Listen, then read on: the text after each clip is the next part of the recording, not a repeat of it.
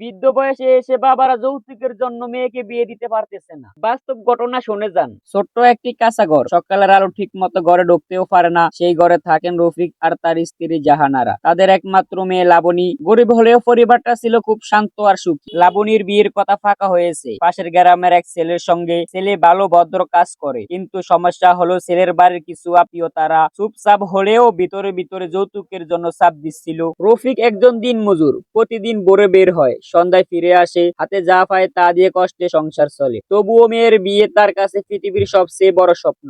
একদিন রাতে টিনে চাল দিয়ে পানি পড়তে লাগলো। লাবণী ছুটে এসে বলল, এত কষ্ট করছো বাবা, বিয়ে না দিলেও চলবে, আমি তোমাদের সাথেই থাকতে চাই। রফিকের চোখ ভিজে গেল। মেয়ে, বাবা, মা তার সন্তানের জন্য পরাণ দেয়। তোমার বিয়ে হবে, তুমি সুখে থাকবে, সেই স্বপ্নেই আমার বেঁচে থাকা। পরদিন রফিক নিজের শেষ সম্বলটুকু বিক্রি করলো। তার মায়ের দেওয়া পুরনো সোনার নাকফুলটা, জাহানারাও তার বিয়ের সময়কার শাড়িটা বিক্রি করলো চুপ করে।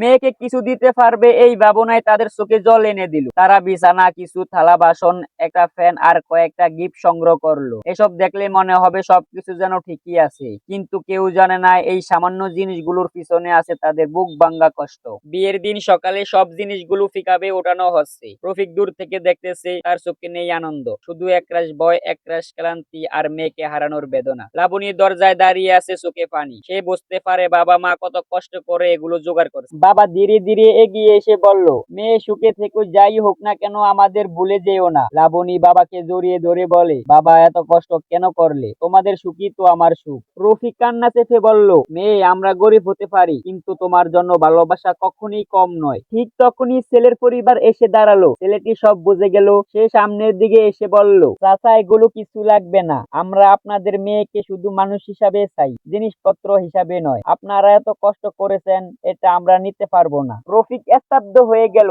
জাহানারার চোখ বেয়ে পানি পড়তে লাগলো। লাবণী হাসতে হাসতে কান্নায় ভেঙে পড়লো। প্রথমবারের মতো রফিক মনে করলো, আজ তার সবচেয়ে বড় যৌতুক হলো একটা ভালো ছেলে আর একটি বুঝদান পরিবার। আজকের ভিডিও এই পর্যন্তই। ভালো থাকবেন, সুস্থ থাকবেন, আর ভিডিওটা কেমন হলো অবশ্যই কমেন্টে বলে যাবেন। এই ধরনের ভিডিও পাওয়ার জন্য চ্যানেলটা সাবস্ক্রাইব করে রাখবেন। ধন্যবাদ।